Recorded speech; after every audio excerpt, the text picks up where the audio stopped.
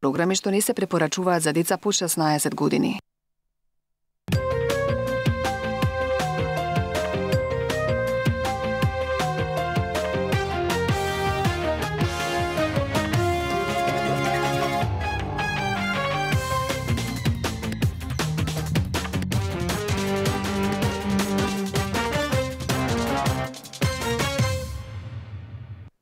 Почитувани гледачи, добро вечер. Имам особена чест и задоволство повторно во студиото да го поздравам почитуваниот доктор Бојан Ортаков. Добро вечер, добре дојдовте. Психијатар од клиничката болница. Владимир Ортаков. Владимир Ортаков. Се извинувам. Нема проблем. Благодарам на поканата. Добро вечер уште еднаш. Знаеш зашто е флешбеков? Знаеш зашто е омашкава? Затоа школски другар на брат ми. Да, на брат ти, Боја, со мене учеш. И во момент, блокажа, кога се фокусирам, он излезе. Владимир Ортаков, се извинувам, докторе. Тоа значи дека сум пуштен и тотално дефокусиран. Ке се наврат. Пред известно време гостуваше ваш колега, со кој многу детално разговаравме, доктор Мицковски, за првата трансгендер операција која се одржа таму во Систина. Сосема на кратко како за почеток и вовед. Вие имавте комуникација со таа личност и имате комуникација со овие личности што допрва се подготвуваат и така натаму. Едно ваше мислење за целава оваа работа, бидејќи доктор Мицковски ми кажа дека мора да помине процес на една проценка, еволуација на лекари, на психијатри, се додека не се утврди дека таа личност може да се изврши на незе таква операција, без оглед дали она го сака или не, таа процедура мора да ја помине. Што она треба да покаже, докаже и што треба вие да заклучите од неја? Вака, да почнем од тоа дека моето искуство е скромно. Јас сум имал 3 интервјуа со пациенти кои што биле во процес на промена на полот, меѓутоа веќе биле во фаза на хормонална подготовка за предстоечки хируршки процедури. Последниот таков интервју беше направен со пациентот пациентката која што се подвргна на хируршки третман во нашата болница. Предходните две беа со пациенти кои што сакаа да го променат полот од женски во машки. И тоа беше некое мое, да речам, финално интервју кој се бараше пред да настапат тие хируршки процедури. Меѓутоа, пред да се пристапи и кон било каква хормонална терапија, треба низ еден релативно подолг временски период да се направат, помеѓу другото, и психолошки тестови, евалуации, проценки за тоа дали личноста на вистина е спремна да ја поднесе промената. Дали се тоа Рошархови тестови, како што знаеме, или се тоа писмени тестови, како за возачки испит, или тоа е низ процес на разговор, каде што вие имате одредена цел која да дојдете преку одреден вид на прашања, да ја процените личноста. Баш ми е интересно како навлегувате во низ тие слоеви на личноста до неговата суштина. Тоа е сето тоа заедно. Тоа се и писмени тестови, така наречени тестови инструментариум кои што психолозите го даваат за проценка на личноста. Тука спаѓа можеби и Роршах, не сум сигурен дали се дава или не, меѓутоа тоа е така наречен проективен тест исто така за да се утврди нивото на функционирање на личноста. И спремноста се гледа и низ подолгорочен период на, да речам, снимање на однесувањето на личноста. Личноста треба да е навистина спремна, навистина да биде свесна за тоа каква трансформација ќе доживее и навистина да сака да се доживува како родово, да кажеме, како оној род во кој што сака да се трансформира и да има отпор кон сопствениот биолошки пол во кој се наоѓа. Бидејќи тоа се сложени процедури. Да. Предомислување Сега може да има теоретски и да се врати назад. Меѓутоа, тоа се сложени процедури и на крајот на краиштата хируршките процедури не се така несериозни, да кажам. Се случуваат физички промени на организмот, хируршки, и затоа треба да бидеме сигурни на што сме. Со личности кои што здраво, да речам, сакаат и се интегрирани, и јасно им е дека, недвосмислено јасно дека сакаат да го променат полот на вистина. Не се чувствуваат како мажи или жени, туку како обратно од тоа. Ми се чини дека луѓето, лекарите од вашата фела, малку се запоставени во ново современо доба. Мислам дека е апсолутна потребата во секој сегмент и во било кое време да бидете присутни. Мислите на психијатрите? На психијатрите. Исклучиво на психијатрите. Зошто? Од некои мои лични искуства, видете, луѓето доаѓаат во животно загрозувачка ситуација. И во тој период во тој момент е битен стручњак кој ќе може животот да ти го спаси. Но често пати, барем у 90% од случаите, во таква ситуација луѓето се во шок, луѓето се во тешка траума, а лекарите се подготвени да спасат живот, но не секој лекар е извештен да разговара, да навлегува со личноста. Ја лично сум го почувствувал и знам како е со вас да се разговара, знам како е со лекар. Знам како е со лекар што ми спасил живот, но со лекар кој се гледам секој дневно и го гледам сето тоа. Каде мене ми недостасува психијатријата? Во ургентните моменти, кога доаѓа личност, нешто не ми е добро, ми треба овакво, и лекарот му вика, слушај, не е тоа многу е посериозна ситуацијата, треба ова да се направиме, или му преќутува заради да не паничи и така натаму, па доаѓа до конфликтна ситуација. Или итна помош. Ја да се прашам господин Ортаков, со секој лекар итна помош, психијатар, обавезно да биде. Затоа што мислам дека се тоа две состојби, бидејќи кој ќе му го спаси животот, треба да го доведеш што е можно побрзо у нормала тој човек. Бидејќи шокот и стресот знам до што можат да доведат. Значи, секако е потребна психолошка помош, да речеме, така наречена психолошка поддршка, која што и рутински им се дава, или барем им се нуди, ако пациентите сами сакаат да ја примат, тогаш тоа се случува. На било кој пациент кој се подвргнал на хируршка процедура, која била малку посериозна, да речеме. И тоа и се случува на некој начин во нашата болница исто така.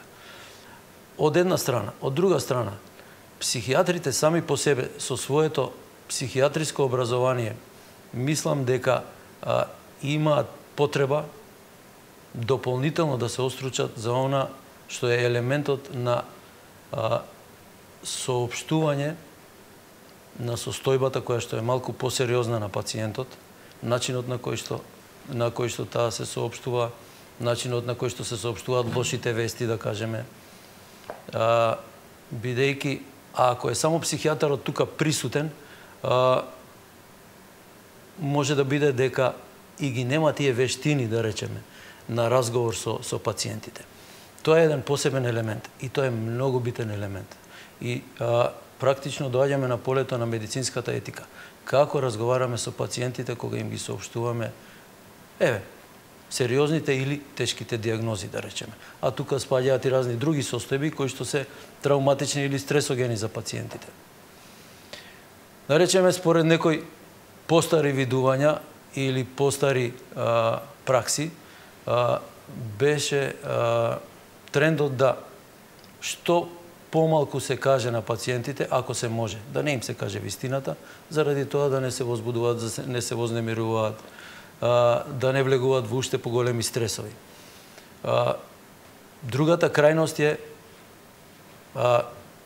без било какви резерви да се соопшти она што е на вистина факт. Јас лично, ако ме прашате, би бил, сега ќе одам како дигресија, нема формула како да се комуницира со пациентите, нема некоја универзална формула. Меѓутоа, јас би доколку би можел да ги избегнам најлошите вести, тоа би го направил, ако тоа не се коси со нешто што треба да се направи како интервенција на пациентот, а онда мора да соработува.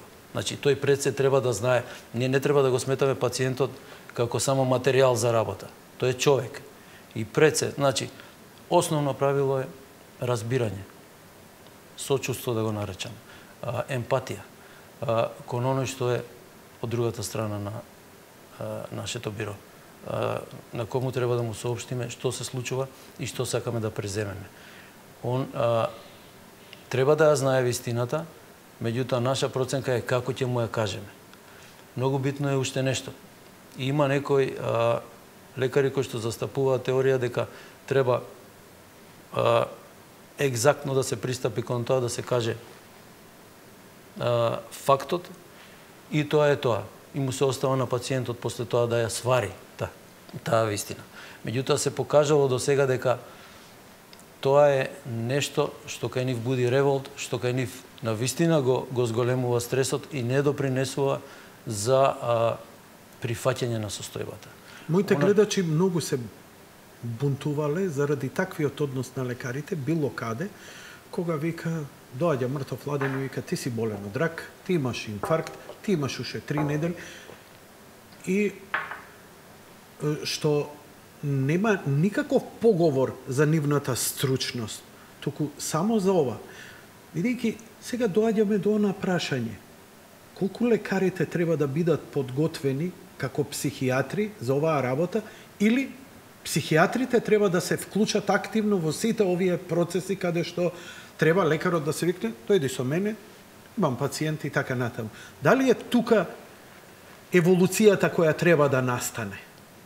Или во да држите предавања, да ги собирате еднаш неделно докторите и да им држите лекција по етика, морал и емпатија? И тоа е исто. И тоа би било уште подобра варијанта, да речеме. Да не се носи психијатарот со лекарот за да се соопшти веста која што се мисли дека би била деликатна да се соопшти. Лекарите треба да бидат свесни за тоа дека они треба да го чујат пред се пациентот. Од другата страна имаат човек, ќе го повторам тоа уште еднаш. Они може да се најдат во таква ситуација. Оние кои што ја кажуваат само суровата вистина и ја кажуваат драстично, кратко и јасно, дури и некои се осмелуваат и да предвидуваат уште колку живот му останува на пациентот, што никогаш не можат да го предвидат со сигурност. Практично, на некој начин, сега ќе тумачам психодинамски, го имаат стравот, длабоко во себе всадено, од истото такво нешто, кога би им се случило од спротивната страна.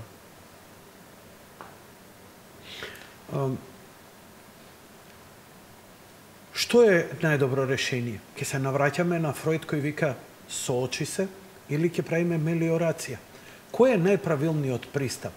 Како се во ова, бидејќи сите ваши колеги што дошле овде, сите се согласуваат една работа. Болест може да настане од ова, стрес. Ама нема област, нема, значи, дали е кардио, дали е, не знам, за белодробни заболувања, дали е за гастро, дали е било што друго, сите лекари, стручњаци за било која професија, дури стоматолози, векаат дека стресот толку делува на телото да може да го оштети, не знам, глечна забод, да предизвика киселост и што ти ја знам, и така натаму. И сега кога збориме за стрес, стрес е еден поим кој ја немам со кого да го разговарам, освен со стручни луѓе како вас. Значи, точно. Ќе се соочуваме со тоа или ќе правиме мелиорација, што е можно поблаго да дојдеме до вистината, па некако што е помек да биде ударот. Што е би рекол едно и друго. Ние треба да се соочиме и треба да го прифатиме тоа што ни се случува. Еве, јас се ставам од страната на пациентот. Меѓутоа, многу е битно како докторот ќе ми го соопшти тоа. И колку после тоа соопштување јас ќе имам надеж дека имам шанси. Тоа е многу битно. Затоа што ако сурово само ми каже што се случува со мене, а тоа е нешто тешко, и неизлечиво, шансите ми се помали. Затоа што она што лечи е надежта и она што лечи е во крајна линија ослободување од стресот и прифаќање на вистината, меѓутоа во едно добро расположение. И мислам дека тоа е клучно. Значи, оној кој што ги соопштува лекарот овие состојби, кои што се деликатни и кои што се тешки, треба да знае дека мора да биде тука за пациентот, мора да го ислуша, мора во живо тоа да го направи, бидејќи добро, тоа кај нас се уште го нема, меѓутоа и ќе дојде по телефон да се соопшти само диагнозата, тоа го имало. Тоа е веќе познато, дека на Запад се соопштуваат диагнози по телефон. Некои лекари кратко во телеграфски ја соопштуваат диагнозата, ги кажуваат ризиците и му даваат до знаење на пациентот дека треба веднаш да дојде да започне лечење. Како би се осеќал тој пациент кога после тоа ќе му се затвори телефона? Тој дали ќе може да стигне до болница жив и здрав? Нели по тој Имам стрес да читано возиш? за многу такви случаи кои што се гневни на лекарите што на тој начин се однесувале со нив. Не дека, мислам, здравиот разум зборува дека лекарот не му ја предизвикал состојбата заради која он треба да се лекува. Меѓутоа, фокусот во тој момент, гневот се врти кон него. Ај вака да ги разбереме и лекарите. Лекарите се луѓе од крв и од месо. Нив им го даваме нашето здравје, нашето тело, па дури на моменти се чувствуваме дека можат и животот да ни го спасат. И често пати ни го спасуваат. Сега тој лекар, ако му е потребен толку висок фокус да спасува живот, како кога би ја си дозволил емпатија, љубезност, а да не биде лажна, дали тие лекари може после една таква трогателна средба да биде смирен, да иде во следниот и да го преземе следниот пациент со таков фокус? Ај се визверса. Добро прашање. Добро прашање. Еве имате со колеги. Вие сте врвна болница, доаѓаат од цела Европа кај вас. Кај вас што се изнагледало, ретко во Македонија може да се види. Еве кажете ми како претпоставам дека и таму има лекари кои лично искуство да. Ајде, ве молам. Затоа што големо прашање е дали да се соопшти диагнозата шизофренија. Познато е во народот као најтешка диагноза во психијатријата. Или не. Затоа што пред се тука се проблем фамилиите на оние кои што страдаат од ваквата состојба. Ние ја препознаваме во главном, не сите, многу порано таквата состојба од моментот кога ќе ја соопштиме. Јас барем лично одлагам до последен момент, додека не се да дојде до ситуација да навистина ги ставам во стрес понатаму членовите на семејството, ако не им ја образложам вистинската ситуација и кога веќе они се информирани за разните диагнози, а денес тоа е еден феномен кој што се повеќе и повеќе постои, пациентите се информираат, доаѓаат информирани кај лекарот, преку интернет, преку средствата за јавна комуникација и така натаму. И се додека можам, тоа не е лажно представување на состојбата, туку со друга терминологија им ја представувам состојбата, за да можат они да се организираат, да ја менаџираат целата ситуација, бидејќи кога конкретно зборуваме за психијатриски расстройства кои што се од потежок карактер, тука на некој начин, не на некој начин, тука секако учествува во менаџирањето на таквата состојба и семејството на пациентот и неговите блиски, бидејќи самиот ја има изгубено проценката за реалноста и самиот не може да расудува добро за своите потреби, за она што се случува околу него. Ово не ми одговоривте. За лекарите. Кои... Како тоа, на мене би се одразувало. Да. Например, не мора вас. Например, ваш колега онколог или неурохирург или кардиохирург. Значи, он за 5 минути има тешка операција. Му треба цел фокус.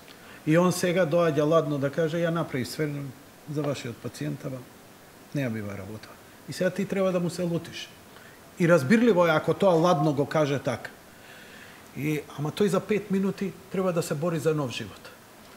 Може ли таков човек, или тоа зависи од личноста, да создаде таков емпатичен однос на кој начин ќе ја соопшти лошата вест и ова, она, ваму, тоа, бидејќи, знаеш, од една страна ги разбирам, како ми ја соопшти и така натаму. Татко ми кога умре, лекарот го мрзеше да стане утре сабајле, ја прати сестрата, таа утрата ми вика, сакате диазепам? И сега точно ми се случи од тој момент. Татко ми почина. Не искача ни лекар да ми соопшти. Стојам пред соба, не можам ни телото да му го видам. Не ми искача некоја сестра и ми вика, сакаш ли диазепам, татко ти умре.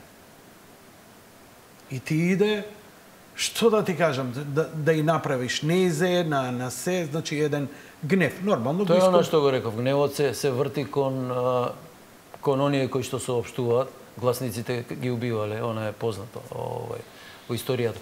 Меѓутоа, не треба да ги амнестираме лекарите кои што сурово ја соопштуваат веста. Од друга страна, она што го поставивте е исто така точно. Од личноста на лекарот зависи. Ако е некој преосетлив, хиперсензитивен, ако он страда заедно со пациентот, тој неупотреблив ќе биде? Нема да биде употреблив, тоа е точно. Затоа е и општо правило. Не може хирург да оперира свој син или свој близок, затоа што секако повеќе ќе го допре тоа. Меѓутоа треба да знаеме дека секогаш имаме човек наспроти нас. Истовремено и материјал за работа, меѓутоа и човек.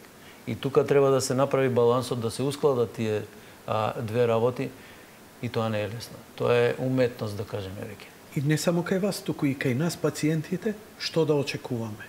Така? Не да очекуваме дека и лекарите совршено ќе се однесуваат спрема нас. Треба да размислите дека у тој момент, дека он кој ќе го заврши разговорот, иде да спасува некој живот. Па нека биде и тоа некаков мод. А точно, не се совршени на лекарите, исто како што не сме ние, и таму има луѓе отворени, емотивни, има позатворени, поладни, и тоа е тоа. Јасно. Треба да им се остави малку повеќе време, сега ова е некоја техничка работа на лекарите. Затоа што она што го кажавте, од едно на друго префрлање ги доведува до една состојба на практично после известно време намален квалитет на нивната работа и намалена креативност. Значи, од една приказка во друга, во психијатријата пак да се вратам, треба човек да се прочисти на некој начин. Ние се учиме, поготово оние кои што во психијатриската фела, и тука спаѓаат и оние кои што имаат специализација клиничка психологија. Практично со исти познавања за дијагностиката на душевните расстройства, меѓутоа би сакал да зборувам за една странична острученост наречена психотерапија. Значи работа со разговор на проблемите на пациентите. Една од битните работи е исто така лекарот да има одредена граница, да не сочувствува до степен на страдање со пациентот, меѓутоа истовремено да има емпатија за неговите проблеми, да ги разбира. Ако не ги разбира, тој не може. Ако е личност која што е крута, која што има отпори, која што е нарцистична, да речеме, а и ние психијатрите нема личност која што е максимално интегрирана. Значи, ние психијатрите не сме апсолутно на врвот на таа психолошка интеграција. Меѓутоа, тоа е стремежот.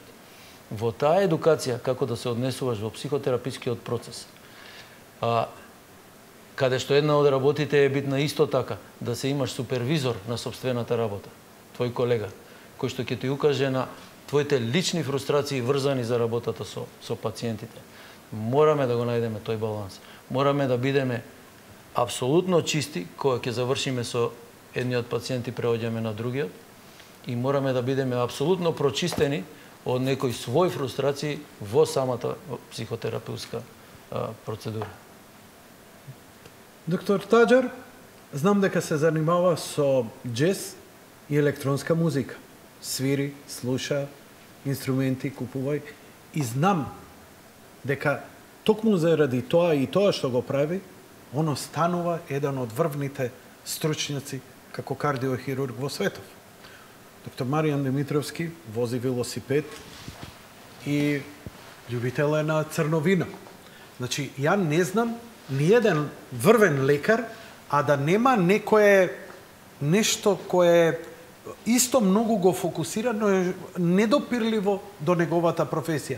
Тоа ли е тоа празнење што ни треба? Да, Дали само на лекарите ни треба или на сите ни треба такво? Ни треба на сите. Јас во препораката, секогаш во препораките, во тие извештаи на пациентите, од психијатриските прегледи, покрај медикаментозната терапија, доколку ставам одредам и медикаментозна терапија, редовно пишувам препорака за редовни физички, рекреативни активности, им кажувам да си земат време за себе надвор. Тоа е многу битно за третман, поготово на овие состојби од епидемиски размери, минатиот пат за кој разговаравме. Пак ќе разговараме за анксиозноста, депресии и така натаму. Да. А пред се анксиозноста. Значи, мора, пред се оној анксиозност предизвикана од стрес, врзан со преоптовареност, така наречениот бърнаут или професионална презаситеност. Мора да имаме време за себе, надвор од сите обврски што ни ги носи професионалната средина, фамилиарната средина, значи да си дадеме оддушка со нешто што ќе ни ги просто кажано наполни батериите. Како? Ево да ве прашам за најстрашните искуства. Какви се вашите искуства со терминални пациенти? Сигурно сте имале искуство, бидејќи вие сте голема клиника, такви луѓе има разни случаи, тоа ни животот сме го виделе. Некои ја прифаќаат состојбата и се помируваат со судбината, некои даваат отпор, се бори до последен момент, некои се очени, некои паничат и така натаму. Какви се искуствата веќе луѓе кои едноставно немаат веќе иднина во овој свет, во оваа реалност, на овој плин?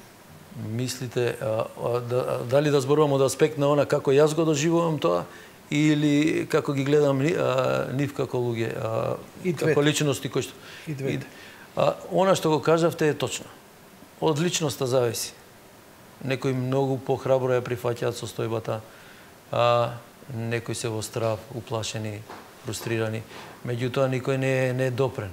Од тоа стоја секако. Од друга страна, и оние кои што треба да разговараат со нив, предпоставувам дека и тоа зависно од личноста, меѓутоа, помалку или повеќе, никој не е рамнодушен. Јас можам лично да кажам за себе. Кога влегувам во контакт, и тоа мислам дека и минатиот пат да го кажам, се трудам, никогаш за мене, прво, никогаш не влегувам со тоа да разговарам со човек кој што е во терминална состојба. Се обидувам некако да го избришам тоа од својата глава. Колку сум успешен, тоа не знам, меѓутоа, тоа ми е единствениот начин да почнам комуникација за која ќе кажам дека не е лицемерна од моја страна. Инаку, јасно ми е дека тоа се осеќа. Кога доаѓаш, тоа е вештачки.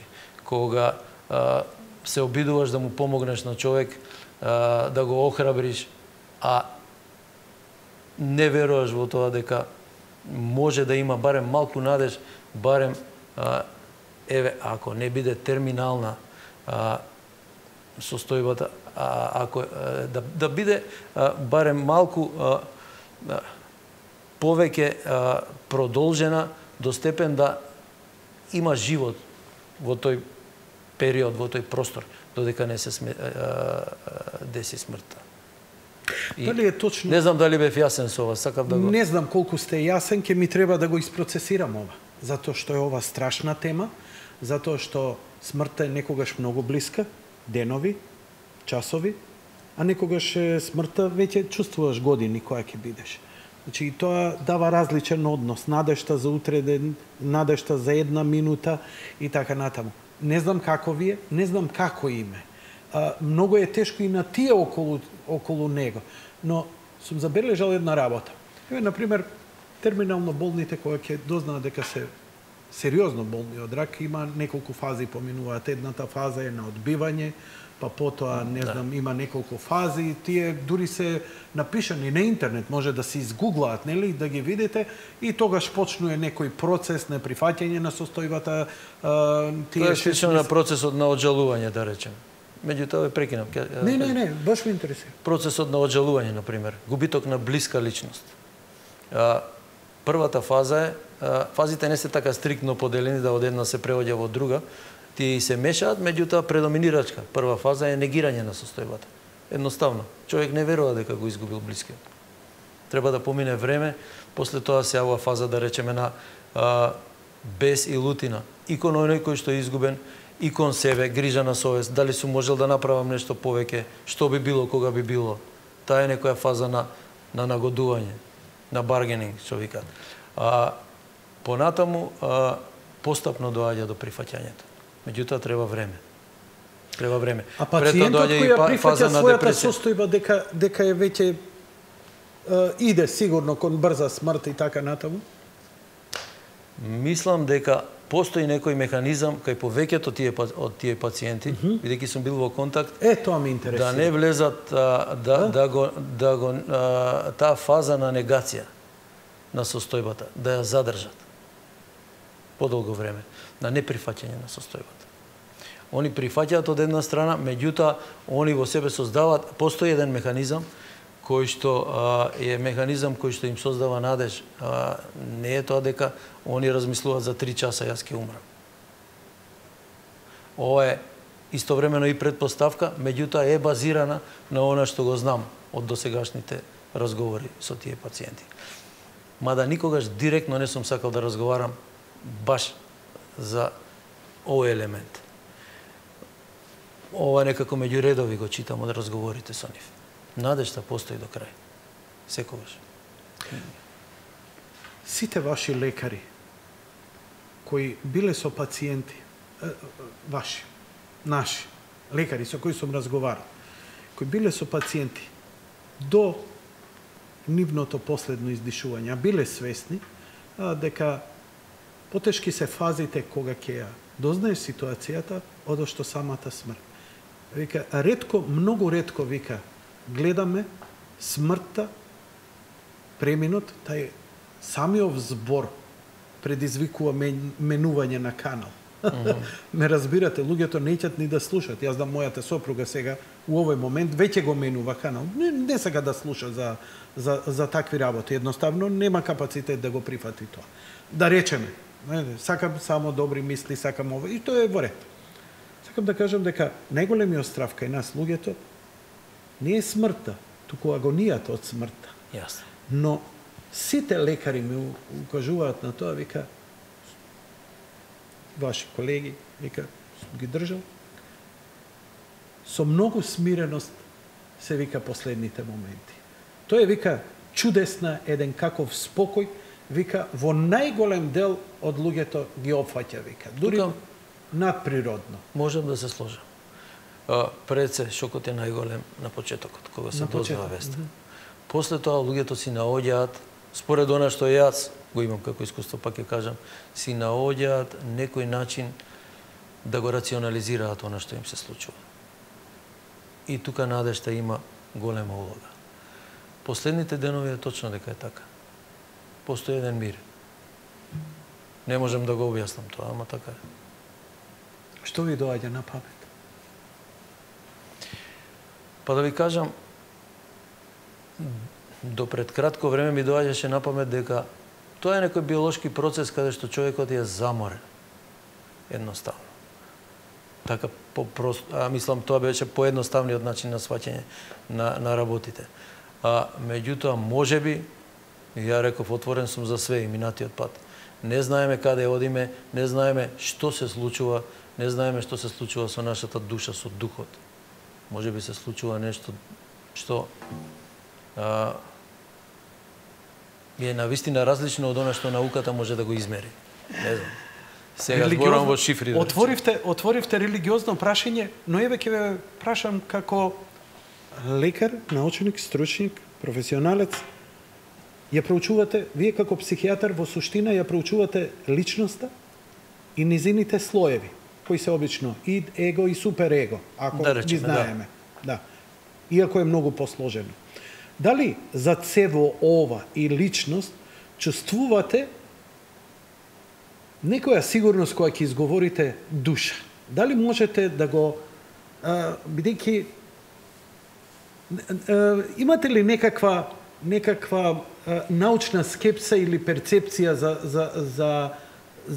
за тоа што го изговоривте? Спокој, душа, верата, каде идеме, што не идеме и така натаму.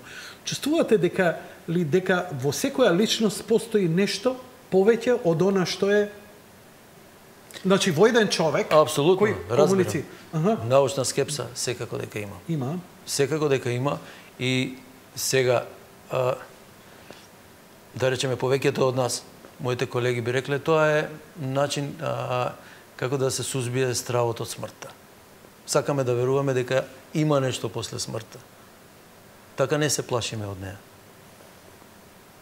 Меѓутоа, може би тоа се случува и кај мене. Меѓутоа, секако дека имам еден голем прашалник кога разговараме за она што се вика душа. Се обидувам на секој начин да си го објаснам тоа некако од научен аспект. Ама јасно ми е дека тоа е надвор од капацитетите на мојот начин на логично размислување. Да, бидејќи е збор кој означува, ама не ги знаеме суштините во него. Не ги знаеме научни, не можеме да детектираме и рационалниот ум не може да го исперцепира. Нормално, ни научниот. А интуитивно го чувствуваме. Да, или сакаме да го чувствуваме. Прашањето е тоа. Добро, како се однесувате? Еве, јас сум вечерва ваш пациент и дојдов изнагуглан. Пациентите кога идат и на забар и кај све, ја често пати сум се фатил, а иако на моите гледачи им советувам. Имате проблем, идете на лекар. Не гуглајте. Не. Ке гугла, ке иде по бабици, ке иде по се и така натаму и така натаму. Да ти кажам една ситуација. Ја, знаеш, често пати во емисијата, докторе, некоја јавна исповест права. И мислам дека често пати сум се прашувал зошто тоа го, од и други ме прашували. И ја викам, стварно зошто јас тоа го правам. И мислам дека ми е најдобар одбранбен механизам, бидејќи колку повеќе се соголиш, толку помалку има што да те рачкаат. Не се. Али интересно беше, кога Вардар играше, беше многу стресно. За ракомет. Да. Сега пред некоја недела. И ја им објави фотографија, дека не можев да поднесам тоа, иако беше фотографијата од дента предходно, Реал Мадрид, имав некој болки, отидов на преглед у Систина и се сликав, ту дека ми праве ЕКГ стрес тест. И го објавам, викам, ја ова вака не можам да го гледам, еве како го гледа Вардар, на шега. И објавувам фотографија. Луѓе извадени од памет. Значи, колку и да се трудам, да ја демистифицирам, дека идењето на кардиолог, идењето кај онколог, идењето не е веќе поразлично од идење на забар, обичен преглед. Дека идењето на психијатар, луѓето ги заклучуваа до вчера, луѓе малце е гребнат у главата, го заклучуваа у подрум да не се срамела фамилијата, значи со такви работи. Се уште ми се јавуваат, како си, шо си, луѓе преглед. Им пишувам преглед, со помен нека, преглед ништо не ми е. Леле, побрзо да оздравиш. Други да цркнеш, знаеш онака кој што ти мисли. И сваќам колку е страшна таа состојба кај пациентите, кога ќе видат кај некого состојба на болест или ќе претпостават кај себе состојба на болест. Како се соочувате со овие? Тоа ми е грешка со вашите колеги што не ги Како работите со пациенти кои ќе дојде? Слушај, ја изгуглав, мене глава ме боли, ја имам она, бидејќи овде ме штрека и прочитав дека е тоа, и он е скоро убеден. Бил по форуми, бил по сите страници и сегде. Колку е тоа добро или лошо во целава приказна? Добро е, повеќе е лошо отколку што е добро, да кажам сега, она што прво ми доаѓа. Затоа што пациентите добиваат. Доброто е што пациентите се информираат. Не верувам дека има толку нечесни лекари и лекари кои што не се спремни, кои што немаат знаење, па мора некој да им го додаде со тоа што ќе има информација од страна како пациент. Тоа би било доброто за пациентот, доколку би се нашол со некомпетентен лекар. Ама размислувам, дури и да се случи такво нешто, лекарот пак ќе си остане некомпетентен во однос на третманот и во однос на менеджментот на состојбата. Меѓутоа, лошото е во тоа што пациентите ги добиваат информациите, меѓутоа вадат од контекст ирелевантни податоци и настапуваат со нив.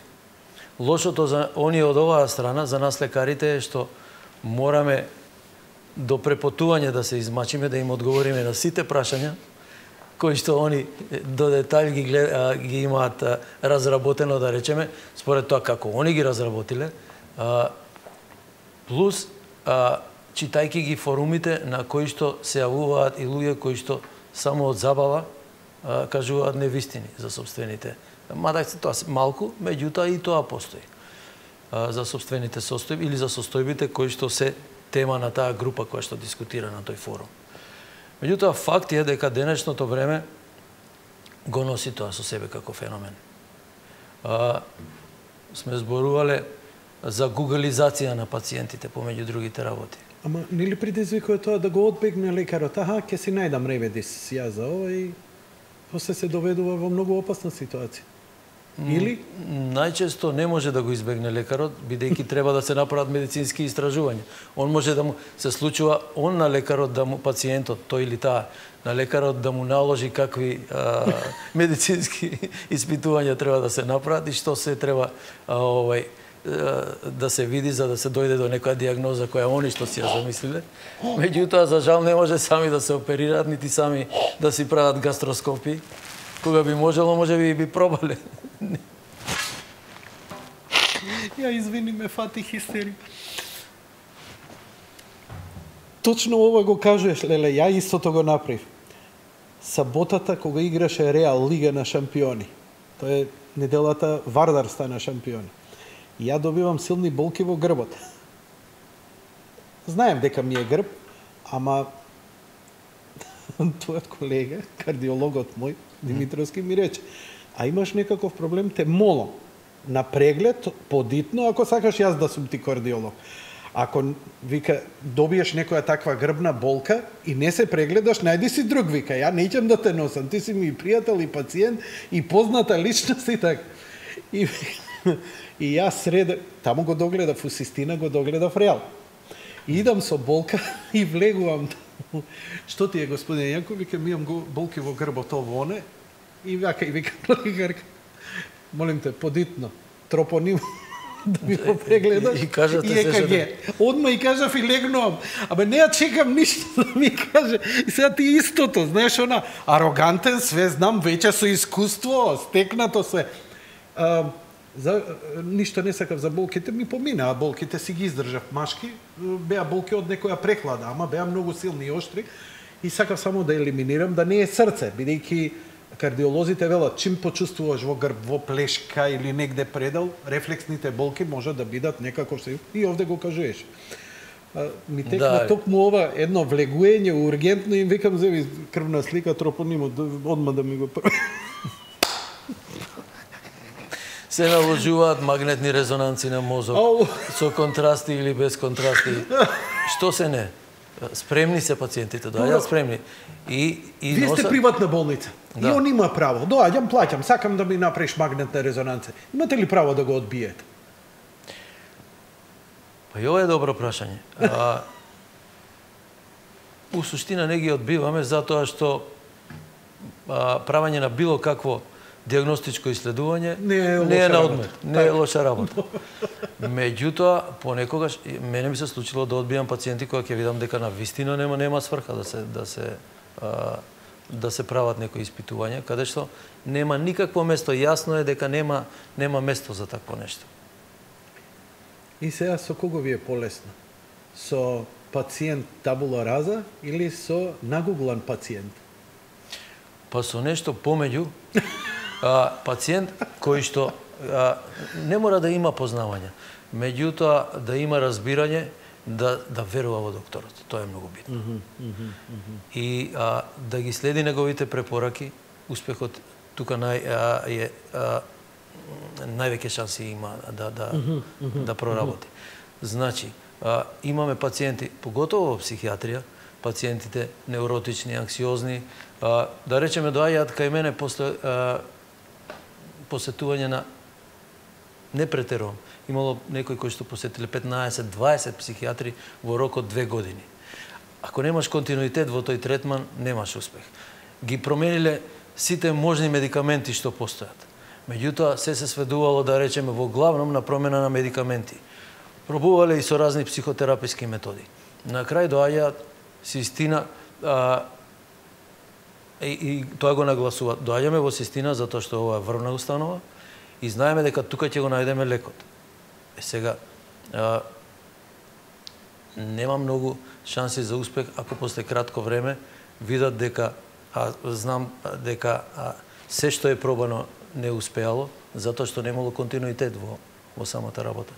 Значи, треба да им се нагласи дека мора да веруваат во лекарот, мора, тој еден исти лекар, кој да е од тие 15 и 20, и тоа им го кажувам, да си го изберат оној кој што они го чувствуваат како некому кому што најмногу може да му веруваат и со него да го продолжат третманот, да не бараат други, и трети и четврти мислења, затоа што веќе од една сигурно дека не треба да спречуваме луѓе да бараат второ или трето мислење.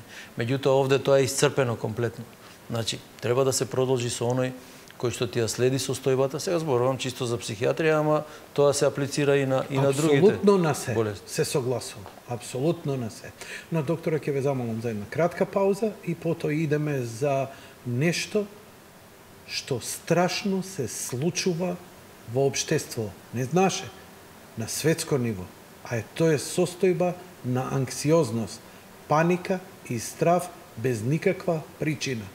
Просто е неверојатно колку е зачестена оваа состојба и прогресира. Одиме со реклами.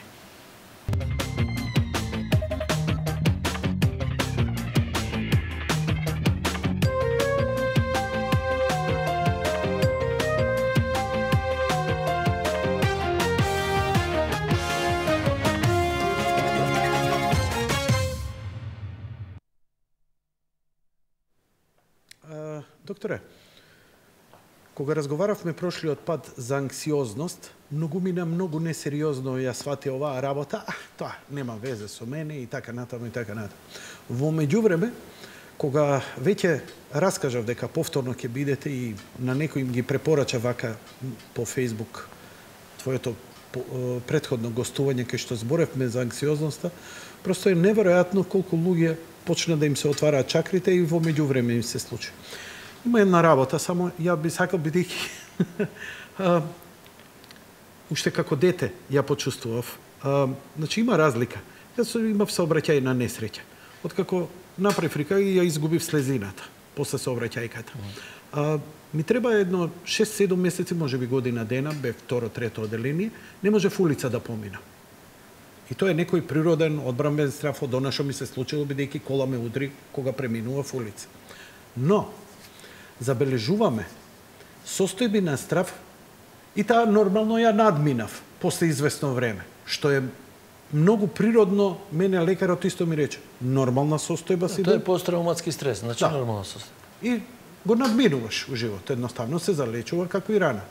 Но постојат луѓе кои ничим изазвани, кои никаква објективна проблем немале, им се случуваат напади на страв, кои се манифестираат со гушење, со тахикардија. И почнува првата фаза, тоа го објаснувавме во прошлиот пат, тоа која може да трае и со години, испитување каква болест, дали е болен. Како ќе ги елиминира сите стручњаци, лекари и така натаму, полека станува свесен дека е во некоја состојба, па станува стравот од психичка болест. Кој ќе свати дека не е ни психички болен, туку дека е во состојба, почнува веќе некаков процес, а изминале години. Изминале години кај што он веќе има проблем. Развил агарофобија или развил најчесто состојба на страв е од надворешен простор или да остане сам. И ова е просто со епидемиски размери. Дали се согласувате со мене, бидејќи она што го дознавам, ова е страшно што се случува. Не во Скопје, не во Македонија, во цел свет. Дали се согласувате вие со оваа констатација? И јас баш пишував за тоа како за епидемија на анксиозност, поготово помеѓу младите луѓе. Што се случува? Прво, да го објасниме, точно тоа е пакетот. Анксиозноста, кога ќе почне да се јавува со телесни симптоми. Паничните напади практично се телесни симптоми, при кои се јавува страв дека тие телесни симптоми значат или смрт, или онесвестување, или губиток на контрола во вид на лудило. Сите тие стравови се во мислите на луѓето кои што се во состојба на паничен напад. Паничен напад е проработување на така наречениот вегетативен или автономен нервен систем. Нервниот систем кој што ги управува внатрешните органи. Доаѓа до најчести симптоми се тахикардија, препотување, чувство на гушење, разни болки. Исто така и периферниот нервен систем е некако зафатен, се чувствува слабост, човек мисли дека не може да стои на нозе веќе. И со тек на време доаѓа, откако ќе се исцрпат сите лекарски прегледи, каде човек бара некоја органска основа за таквата состојба, доаѓа до некој вид на социјално повлекување, со дознавањето на тоа дека се работи за нешто што ја не би рекол психолошка состојба. Агорафобија сама за себе, она што го спомнавте, доаѓа во пакет со анксиозните расстройства, меѓутоа сама по себе е така наречена изолирана фобија и тука можеме да го бараме коренот длабоко всаден во некои детски стравови. Она што го нарековте, страв да се остане сам дома, и е исто во пакетот со синдромот на анксиозност. Меѓутоа, тоа покажува дека личноста има одредени незавршени, така наречени, во психодинамското учење. Стравови од детството, каде што е фиксација на станата на еден период кога ние се осамостолуваме. Различни автори зборуваат за различни периоди. Може би е тоа периодот на помеѓу втората и третата година од животот, да речеме, условно. Каде што настанува потполно одвојување во сознанието на собственото јас од личноста на родителите, на мајката, и тоа предизвикува страв кај малите деца. Бидејќи претходно они чувствуваат дека се во одредена така наречена симбиоза со своите родители, пред се со хранителот, пред се со мајката по традиционалниот систем, бидејќи таа е таа која што е најблиско и најчесто од раѓањето па до овој ран период со малите деца. И тука се јавува таа сепарациона анксиозност. Ако личноста е фиксирана така да е склона да има страв да биде сама, и пред да почнат да се јавуваат тие панични напади, тој страв се интензивира во текот на, сега зборувам панични напади, во текот на појавата на анксиозноста. Сега, дури и Ама ова е еден сегмент, ова не мора да е причина. Ова е едно од многуте причини. Не може да е стрес, може да е трис. Ќе дојдеме до тоа, токму сакав и тоа да го кажам. Психодинамското учење, значи, теоријата за несвесното, која што е воспоставил уште Зигмунд Фройд, од него почнува тоа психодинамско учење. Исто така вели дека анксиозните состојби, не агорафобијата, не фобии изолирани, разни или обсесивно компулзивни така наречени неврози, или хистерични неврози што се помалку и помалку ги има, не се условени од некои внатрешни длабоки конфликти од детството. Туку тие се наречени, според неговата терминологија, актуелни неврози.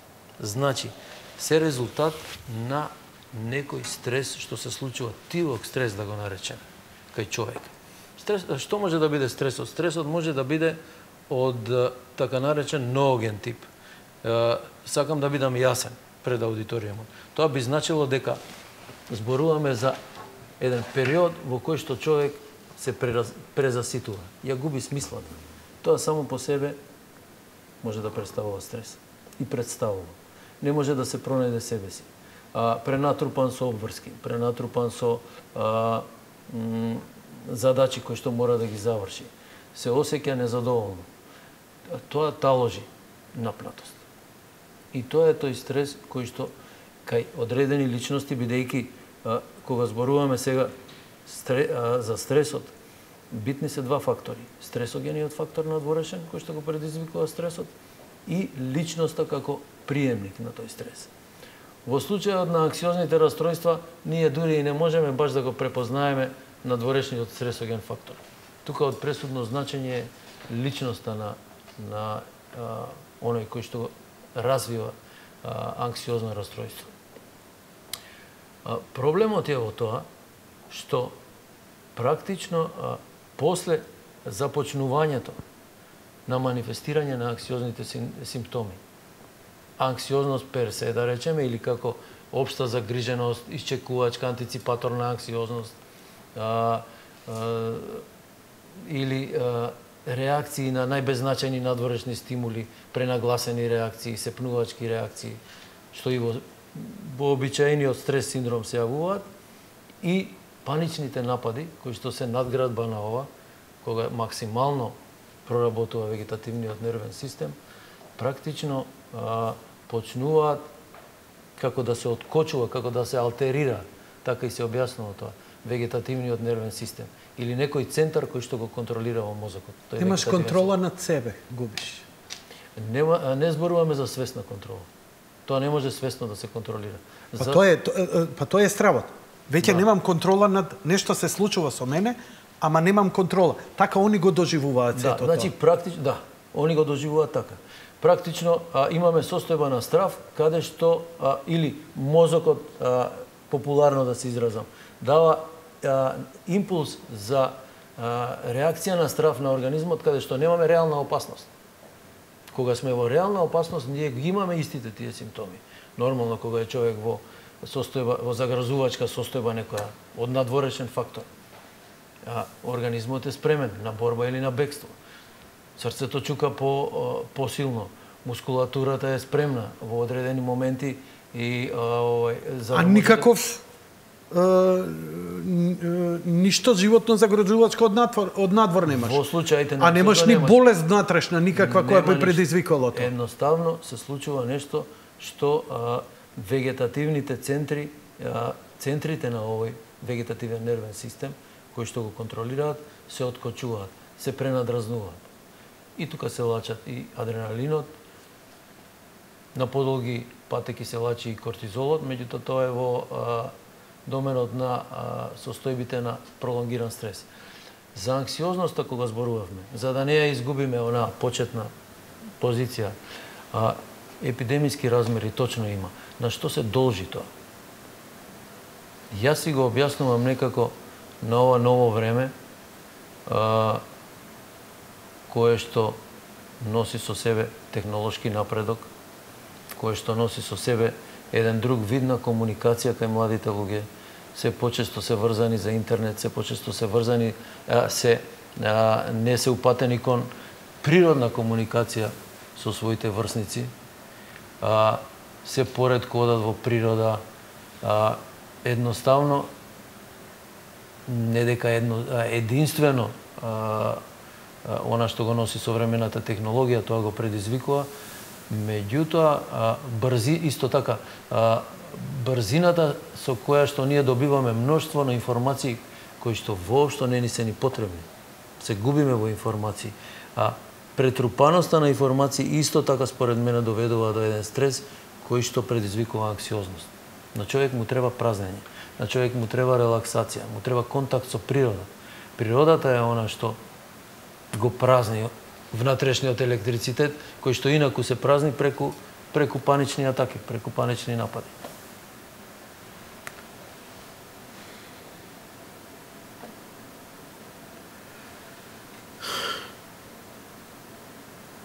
Вака.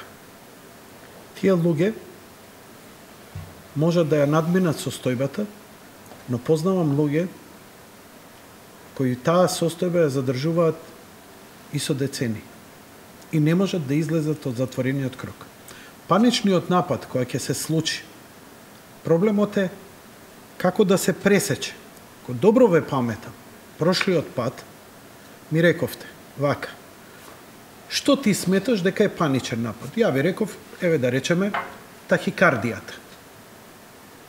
Тахикардијата. Може од лоша храна да ти се создаде киселини, подига диафрагмата, ќе почне тахикардија. Да, тоа е веќе физиолошки јасно. Физиолошки, ама не знаеш ти дека ти се случува физиолошки. Точно. Така, имаш тахикардија која веќе станува непријатна. После 15 минути не се смирува, се посилно лупа и доаѓа до еден цикличен процес кај што се зголемува стравот, а стравот е свесниот дел зголемува. веќе реагира со страв. Што ми се случува сега? Сега што ми се случува? А што ми се случува? Вие рековте во тој момент дека најдобро е, ако не знаеш од што ти се случува, нели? Ако е вако, јако што го објаснувам, земи сода бикарбона и ќе се издригаш, ќе ги намалиш киселините. Да, и ќе смири. Но, има луѓе кои влегуваат у ваква состојба, например со тахикардија, со страв, не признае. Вие рековте вака, ако чувствуваш таква тахикардија, тогаш да најдобро земи трчај.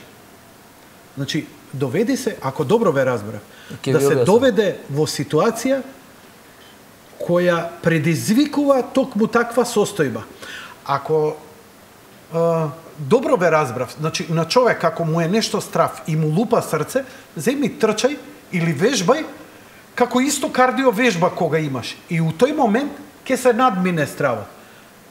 Дали сум во право? Дали добро ве разбрав од прошлото ваше гостување? До негде.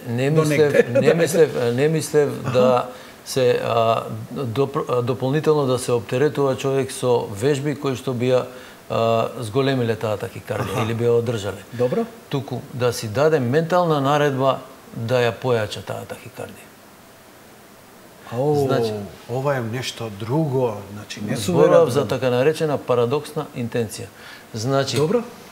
Вежбањето и фитнесот и спортските активности. Тоа е реална физичка. Тоа е нешто што е препорачливо помеѓу нападите.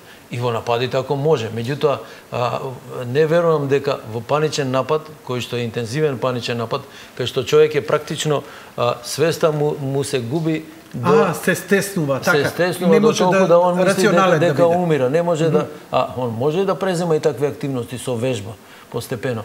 Меѓутоа за мене не е тоа клучно. За мене е клучно наместо да се труди да контролира. Што обично го прават луѓето, си даваат ментална наредба, ајде сега смири се.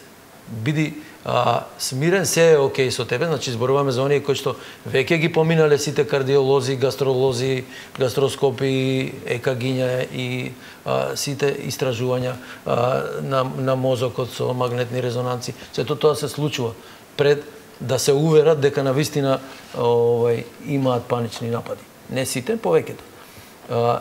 Да не си даваат наредба, контролирај се, биди силен, биди јак, ова ништо не ти се случува, имаш паничен напад, мисли на своето дишење, се ќе биде во ред. За мене таа ментална наредба, да ја речам, која што е во доменот на когнитивно, така наречената когнитивно-бихевиорална терапија, е помалку ефикасна отколку оваа така наречена парадоксна интенција. Што би значило? Препушти му се на стравот. Пропушти го низ себе. Намалија контролот, бидејќи кога зборуваме за личноста како фактор, кој што е приемник на анксиозноста, обично се тоа контролирачки личности, обично се амбициозни личности, обично се перфекционисти, оние кои што сакаат да остават слика за себе пред другите, каква што другите би очекувале од нив, кои што се напнати врзано за околината. Таа внатрешна контрола треба да се разлабави. Тогаш немаме тензија која што го активира тој вегетативен нервен систем. Тешко е да се постигне, меѓутоа со вежба се постигнува. Какви вежби? До една перверзија кога им кажувам на луѓето, пробајте, иако ви се чини ова ненормално, и затоа се вика парадоксна интенција. Добро. Да пробајте да ги претворите симптомите кои што ви се непријатни во пријатни. Затоа што тоа е едно обично празнење. На некој биоелектрицитет кој што е со повисок напон. Негде мора да избие. Избива низ празнење од типот на паничен напад. Пропуштете го низ себе и појачајте го. Трудете се да водите некој инат со она што се случува во вас самите. Тогаш практично се губи оној дел кој што е психолошката надградба наша. Што ми се случува, ќе умрам, ќе паднам во несвест, ќе полудам. Затоа што тогаш практично му се оди на рака на симптомот. Значи, појачување ментално. Имам тахикардија, си давам наредба да ја појачам тахикардијата. Имам гушење, си викам, ајде да се угушам сега. Сакам да се угушам. А не... Вау! Ovo je revolucionerno. Од една страна, има еден владика наш кој исто со психолошките проблеми, бидејќи низ исповест и он се соочува со своите верници, кои истите сравови он се поинако. Он вели, парафразирано, во неговиот докторат има напишано да се прифати состојбата.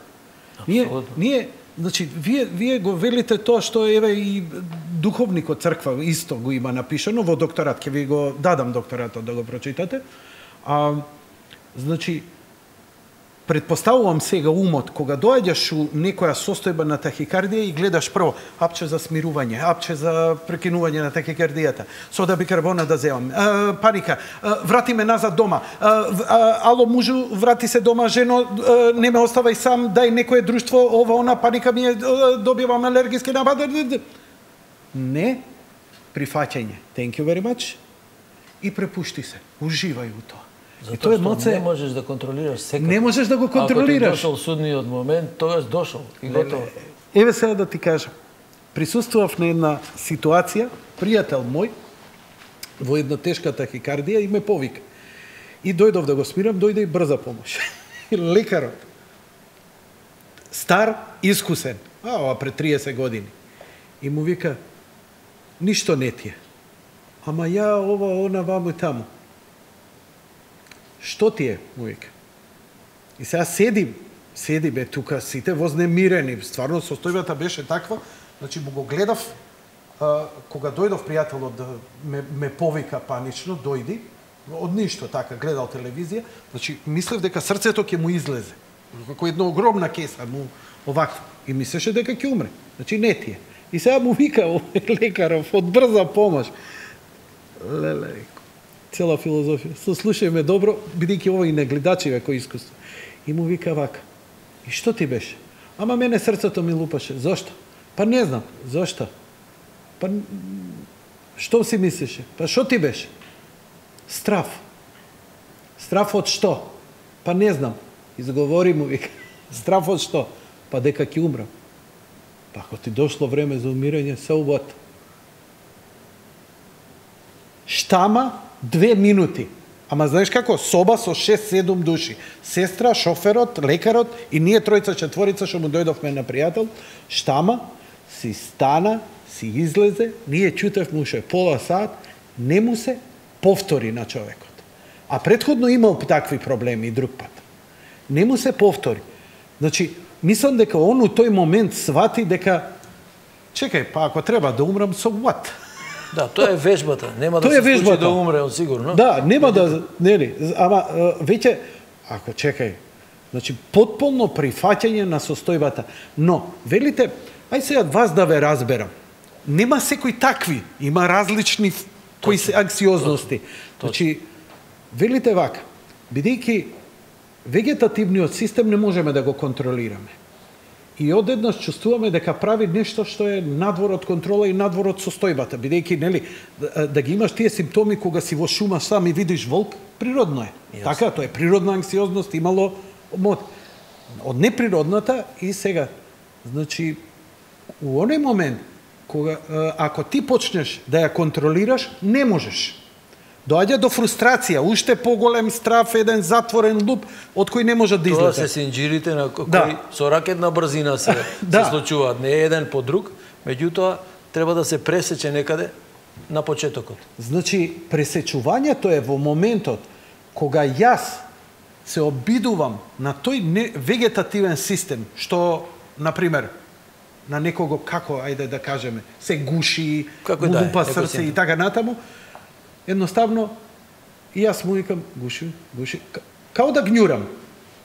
Значи, ако ми е гушење, јас се обидувам ментално како да го замислам ова. Ке ти помогнам уште нешто. Ке гњурам. Не му викаш ми лупа гуши. срцето, окей, ајде да видиме, 160, 165. И у тој момент изгледа дека свеста успева да допре до неуровегетативниот систем и да се воспостави некаков контакт помеѓу свесното и несвесното. Тоа ли се случува? Јас мислам дека свеста не долева бензин на огин. Свеста не долева паника. Аха. Зашто паничниот напад без паника не е паничен напад. Така. Е само вегетативен пароксизам кој што ќе се практично и ќе престане да се случува ако доследно ова свеста го прифати и го менаџира. Свеста треба да стане господар. Да каже јас да се накити со туѓото перје, да си каже јас го предизвикав ова. Што не е точно, меѓутоа едноставно тогаш свеста си вели се е окей, затоа што нема зошто да бидам загрижен. Ај практично. Се вози човек во кола со сопругата, со сопругот и така натаму.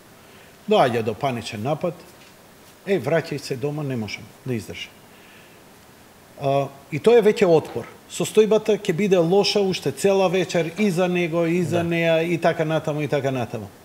Што е најдобро? Еве, например, техники. Ти доаѓа, збориме за техники. Или се шетаат. И почне напад, овако, да се вратиме дома. Во некоја безбедносна зона, па тука доаѓа некој смирување.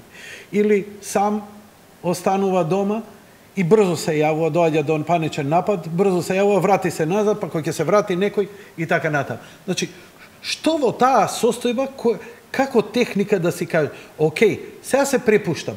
И сега, во таа состојба, он чувствува немир. Он чувствува дека не може да отиде на роден ден, на свадба и така натаму ќе делува. Значи, ќе треба да сузбива она што внатрешно го чувствува, а да глуми нешто сосема друго. Како тука да се препуштиш на ситуацијата и да овако, а да сепак или да не ти е гајле што како ќе изгледаш пред другите. Начинот е исти, меѓутоа, добро е што го поставивте ова прашање. Мислев да го отворам, ама избега некако. Многу е битно како се однесуваат луѓето од околината, најблиските. Поготово во ситуации кога се бара од нив да бидат тука, да даваат некоја сигурност. Јасно им е на оние кои што имаат панични напади дека нема никаква логика, не може ако сопругата има паничен напад и треба сопругот да ја држи за рака и она се смирува. Кој е начинот на тоа смирување? А ако е сама, ќе биде многу полошо.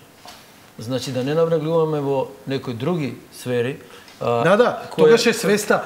Ако се онесвестам или ми застане срцето, он ќе ми го спаси животот, ќе ме однесе во болница и такви работи. Меѓутоа, ако влезеш во тој начин на, да речеме, фаталистичко размислување, знаеш дека ни 100 луѓе околу тебе нема да те спасат ако така требало да биде. Така, во право си. Нити докторот ќе те спаси, а знаеш дека кога ќе отидеш во болница, ништо нема да ти направат, освен што ќе ти дадат една ампула диазепам. Диазепам, нешто така. Што можеш да го имаш и дома, ако во крајна линија сакаш да се смириш. И они многу добро го знаат тоа.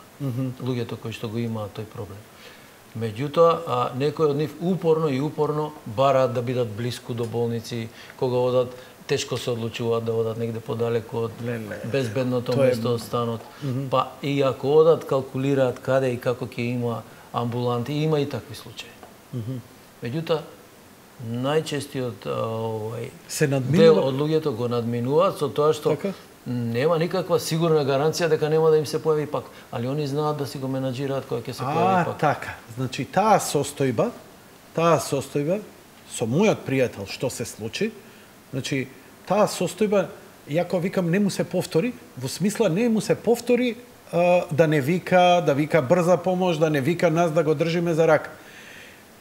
После 15-20 години он ми призна, вика, мене ми се повторуваат, ама знам да се носам со тоа. Значи, вика, идам на изложба, ме фаќа тој паничен напад, ово, оно, ништо, вика, окей, малце. И тоа. Значи, ја прифаќа состојбата, не се бори против состојбата, ама не бега. И викам, не ти е страв дека ќе се онесвести. Абе, вика, види, се онесвестил дома или таму исти ми е. Јасно. Баш ми е гајле, вика. Значи, таа состојба на едно кул размислување свесно е тоа што е. И сега, многу е прашање во мотивација. Знаеш, кога разговарав со него, а и со една моја пријателка, имав една пријателка која не можеше од дома да излезе долг период. И вака и вика една другарка незина и вика. Беше осамостојување на Македонија, а шо вика еве сега нели авиони ако дојдат да бомбардираат вика, мораме да бегаме. Ке бегаш преку водно? Ке бегам.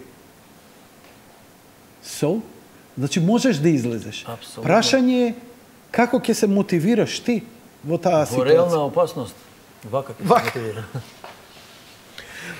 Треба ли малце со шарм и со шега или треба драматично сериозно? Како треба тие луѓе околу нив, луѓе кои имаат анксиозност или панични напади, да се однесуваат? И како да се однесуваат по оние кои се потполно сами и нема кому да се обратат?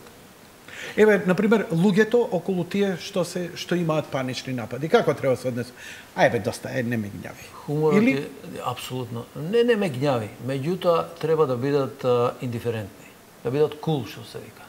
Да не се вознемируваат од паниката на другиот. Затоа што тоа е по пат на сврзани садови веќе вознемирен. Јас сум вознемирен заради тоа што ти си вознемирен, а истовремено почнува и процес на вознемирување кај другиот затоа што гледа кај како во огледало гледа вознемиреност и си вика ова е нешто сериозно со мене. Не го вика тоа свесно. Меѓутоа тоа оди на некоја друга релација, да речеме, несвесна.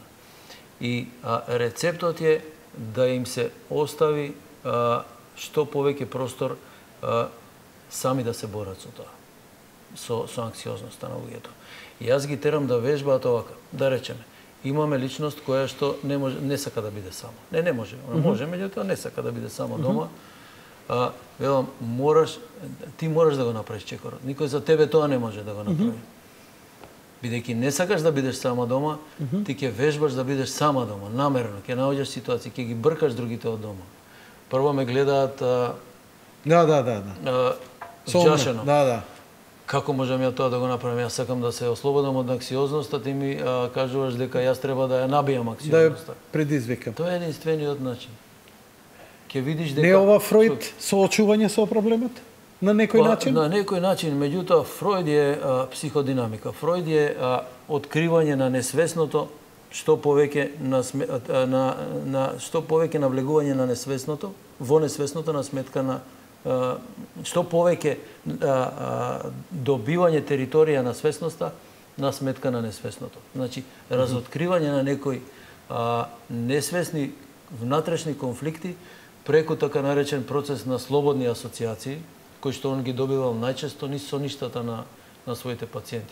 Меѓутоа, одиме сега на друга област. А вие ова го рековте каква динамика психодинамика. Не, ова со анксиозноста вие го нарекувавте како актуелна невроза. Актуелна невроза. И самиот ја нарекол актуелна невроза. Неговите теории биле дека е предизвикана од добро, он малку Добро, не мора да идеме на Фројд. Еве што вика современата психијатрија денеска за овие состојби? Современата психијатрија вели дека постои алтерација, значи не се изјаснува децидно, не е најден субстратот зошто тоа се случува, одредени личности кои што практично денешното време се повеќе и повеќе ги носи, она што го опишав како карактеристики, хиперсовесни, воркохолици и така натаму, амбициозни, перфекционисти, контролирачки, дека во еден момент на некој мал внатрешен стрес, конфликт, актуелен затоа што произлегува од термонуклеарна реакција да предизвика. Предизвикува алтерација на така наречениот вегетативен нервен систем, кој што почнува да реагира со повеќе надразба. Ќе направиме кратка пауза и уште пар совети кои морам да ги побарам во врска со оваа тема од вас. Тука сум. Одиме.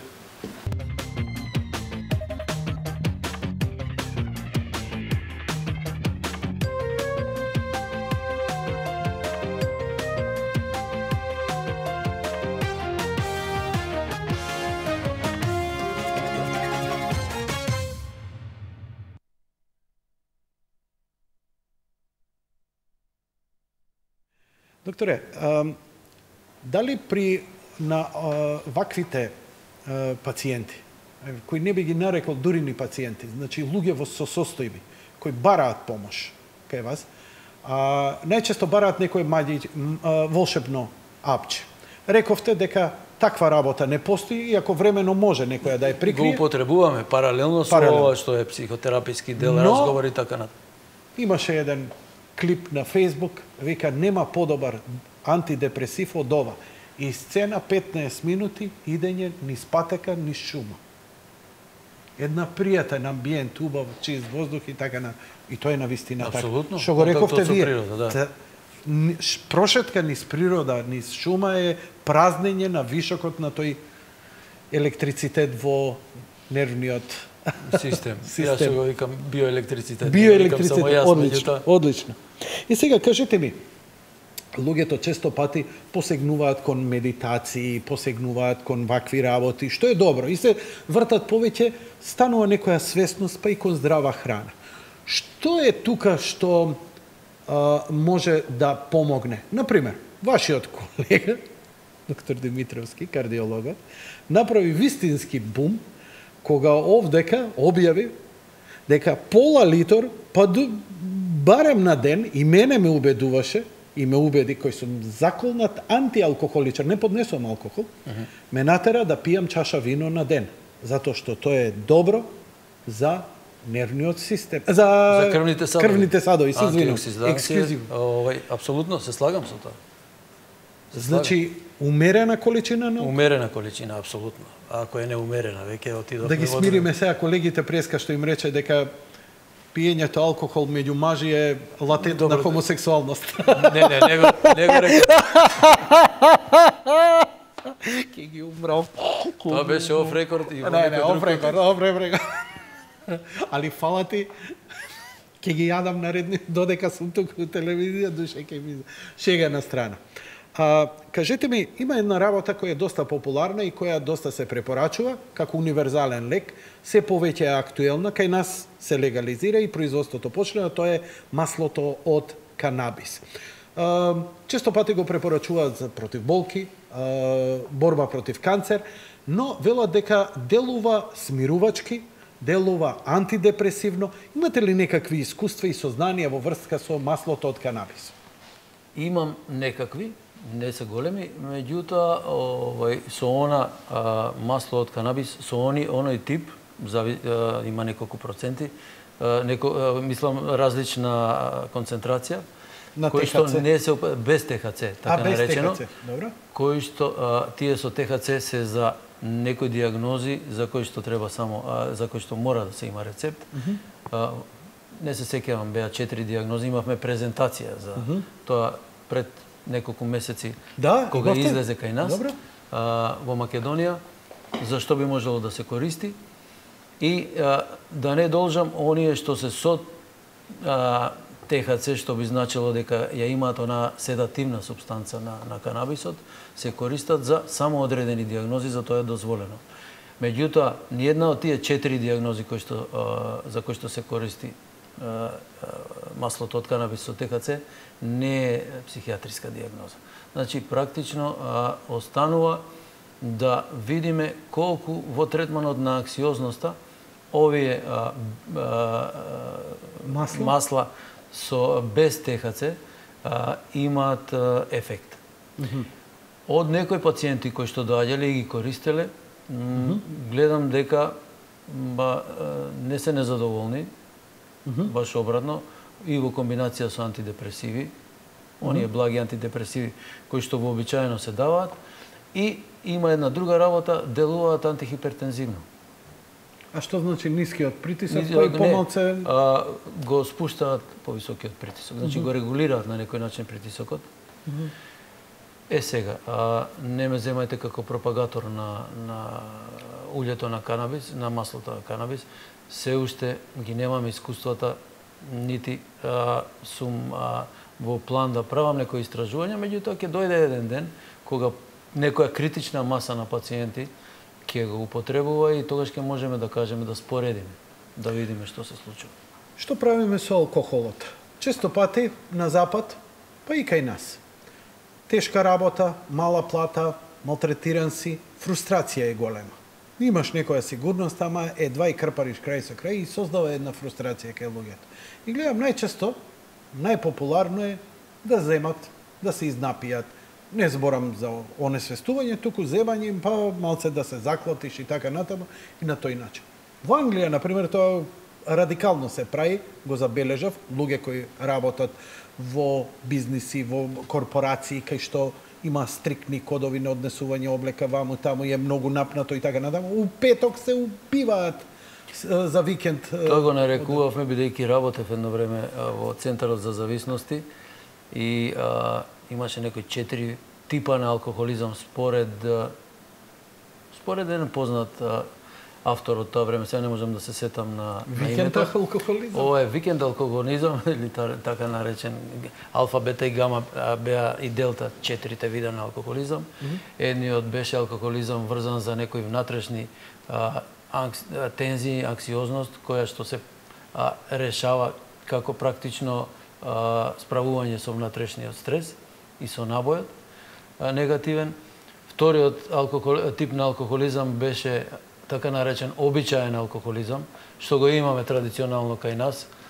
Има луѓе, поготово во руралните средини, од сабајле до вечер, како многу добриот скеч со К15, ичитуваат од сабајле до читална. Упечатница. И тоа е сериозен алкохолизам, затоа што е целодневен. Третиот е медитерански, кога одредена концентрација, така наречен медитерански тип, одредена концентрација на алкохол секогаш има во крвта помалку, да е сличен со овој вториот што го спомнав. И четвртиот е овој за кој што зборивте. Го нарекуваат и скандинавски тип. Значи викенд алкохолизам, меѓутоа интензивен викенд алкохолизам. А после тоа 5 дена абстиненција, додека се работните дена. И тоа често пати сум го забележал и на летување, тоа го прават, знаат неколку дена да се убијат и потоа неколку дена на вода да бидат, вегетираат и така натаму. Сега, само тоа да го кажам. У и не го пропагираме ни алкохолизмот, туку ова треба да влезе во категорија на нездрави начини за справување со стресот, практично. Алкохолот и состојбите на анксиозност? Да, се посегнува кон алкохол. Затоа што... Добро или лошо тоа?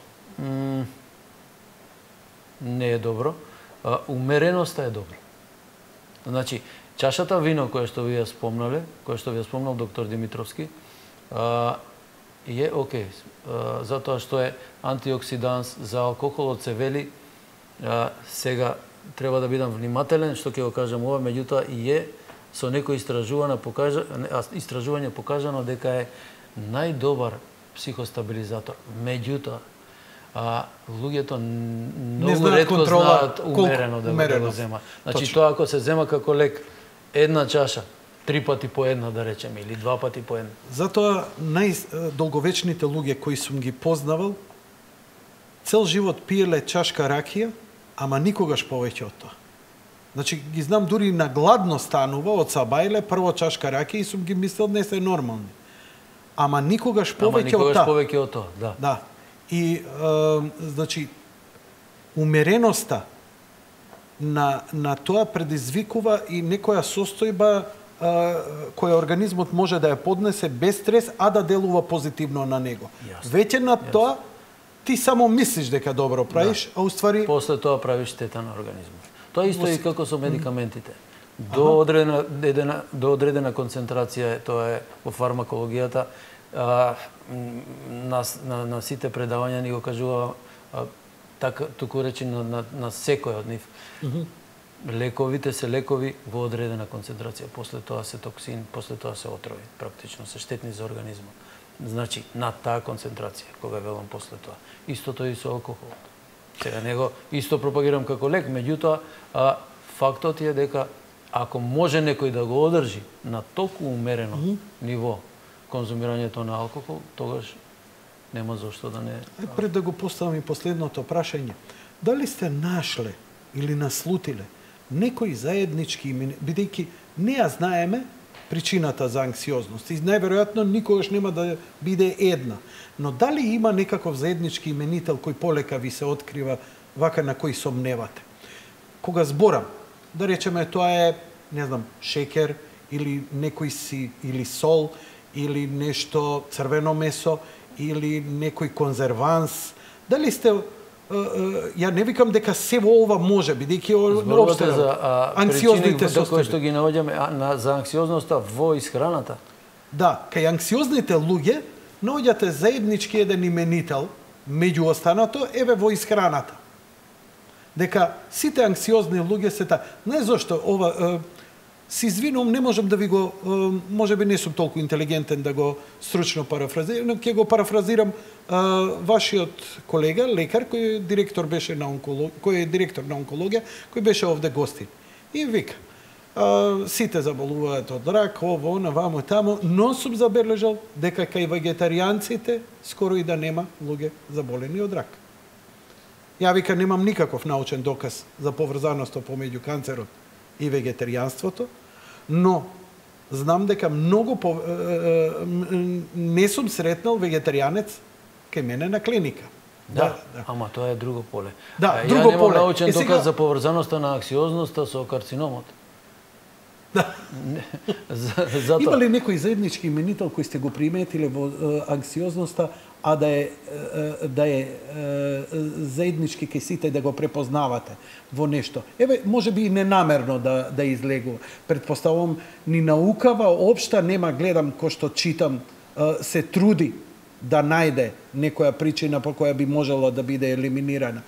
Но еве, например, еве конкретно, дали ослободувањето од црвено месо, бидејќи јадењето црвено месо и месо животно убиено со стрес, кој е лачи хормон на страв и стрес. Тоа е предпоставувам дека ние многу конзумираме месо, а со тоа предпоставувам дека конзумираме и нечија ненормална состојба. Не знам, сега... Она што се зборува, затоа викам се зборува. Дали кај вегетаријанците е помалку изразени со овие? Кај вегетаријанците, веројатно, ама ова можам да го кажам само колоквијално што би се рекло. Не од она што ја го знам од некои научни истражувања. Агресивноста е помала. Не зборуваме за анксиозност.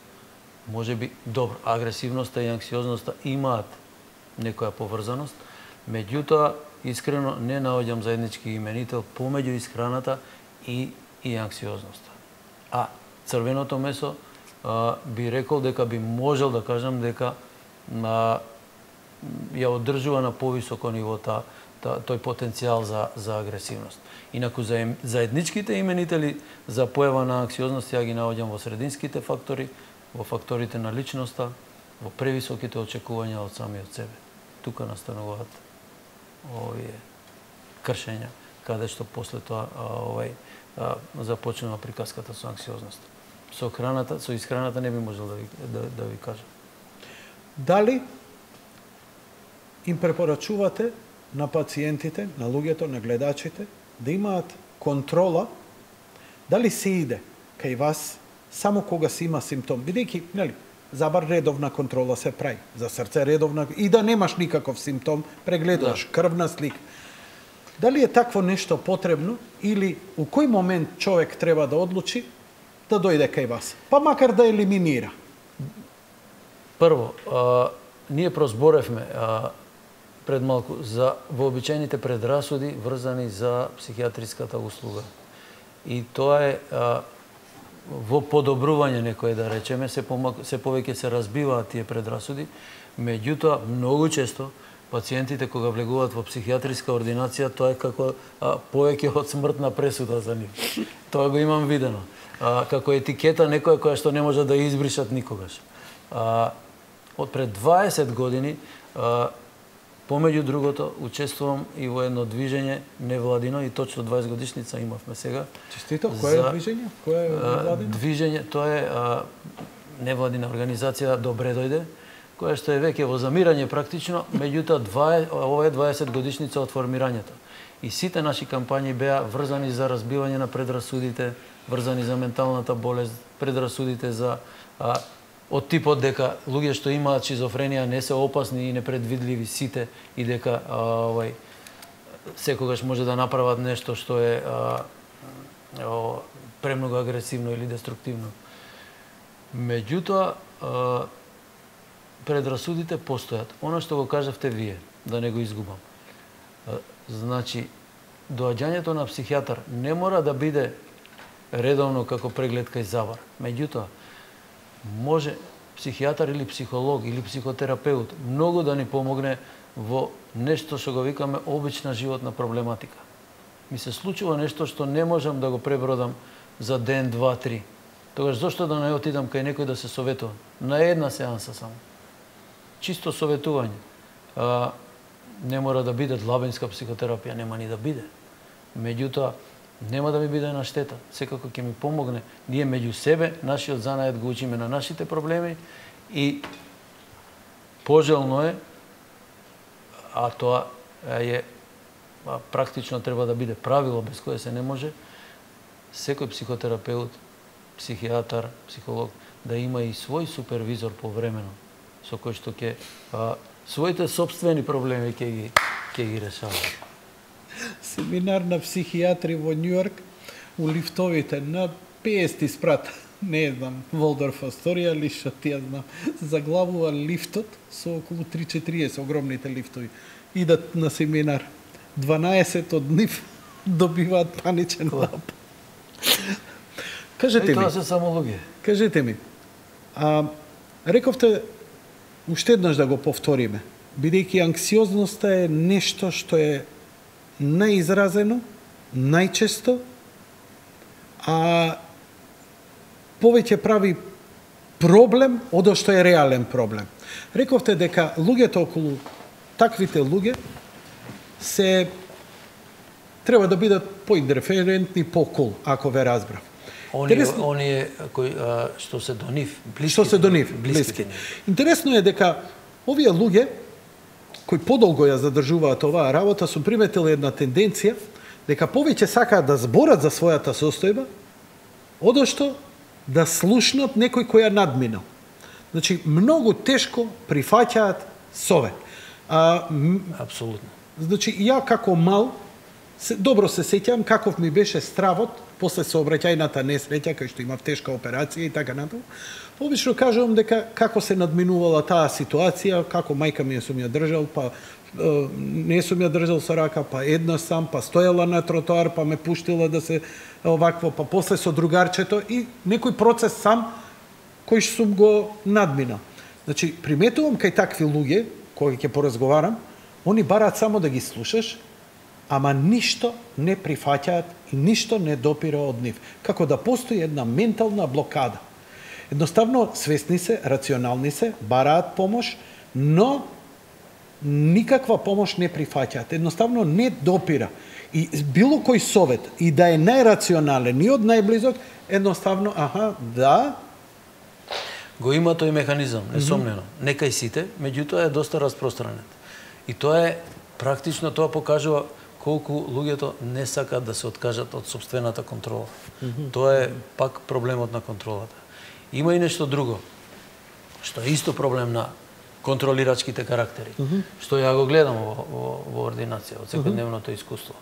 Луѓето, иако јас можам да го препознавам после 4-5 минути проблемот, откако ќе се изложат, после 4-5 минути излагање од самиот пациент. Меѓутоа, пациентите имаат потреба да дообјаснуваат. Како им читам во погледот дека не ми веруваат дека ја го разбирам проблемот. Па чекајте да ви кажам уште ова. Од сето тоа што ви го кажам, ама во вторниците во 5 часот овде имам една точка која што многу ме боли. И се шири наому. Добро, и го ставаме и тоа во пакетот на анксиозноста. Гледам, се уште не доверба. Значи, погледот кажува, веројатно ти, докторе, ништо не сваќаш од ова што ти кажам. Треба да ти кажам дека и овде ме боли, и овде ме боли, и се трудам да им објаснам дека знам зашто се работи, меѓутоа, они си продолжуваат и помнатаму. Еве, пријателка моја, сопругот нејзин е у таква ситуација, она е веќе размислува да се разведе. Да го остави, веќе не може да го поднесе. Може ли у таква состојба, кога он веќе не е спремен да отиде и не си ја признава болеста и состојбата, има реален проблем, најблискиот, ако е веќе сопруг или сопруга, не верувам дека некој друг би требало да биде тоа, бидејќи ако веќе задира во брак, брачниот другар да ви се обрати? За совет, за може, се случувало тоа. Меѓутоа, тоа. јас можем да дадам совет како брачниот другар да се однесува во таквата ситуација. Но овој другиот мора да дојде. Јас не можам да направам влијание, мора секако, мора. Затоа што зборуваме за личности кои што не се растроени, да немаат проценка на реалноста, не се да, тие се работно способни. Смисла на зборот, туку се здрави личности кои што и имаат невротични проблеми. Мора да дојдат самите. Тоа е правило без кое се не може. Затоа што не може никој друг за нив да ја заврши таа работа. Тоа е и поентата. Они треба да го направат чекорот. Ако не е мотивот нивни, тогаш немаме успех. Има ли разлика на појава на овие стравови кај групи, например, по национална, по верска, по религијска или по некоја основа? Или сите исто ги фаќаат? Не гледам. Сега гледам дека... Не знам, македонци, албанци, роми, срби... Апсолутно сите се застапени подеднакво. Тоа е она што го носи новото време. Господине Ортаков, многу ви благодарам за овој разговор. Ова беше психотерапија за огромен број гледачи. Не можам да ви опишам колку писма добив. Би ми било драго ако бевме од некаква полза. Да. И ви благодарам и вас на поканата. Како се стапува у контакт со вас? Може секој да закаже кај мене во Систина на оној број на кој што се закажуваат прегледи за сите други доктори. 309-9500 психијатар Владимир Ортаков. Владимир Ортаков. Имате и на веб страната, можете и на мејл. Одговарате и на мејл, предпоставам. Одговарам. Така. Одговарам. Ви благодарам за гостувањето. Благодарам уште еднаш за поканата. И беше многу драго. Драги мои пријатели и пријателки, уживајте. Бидете малце ноншалантни, ништо не е страшно, ништо не е сериозно. Се може да надминете. За жал и јас имам многу пријатели во ваква состојба и само едно да ви кажам.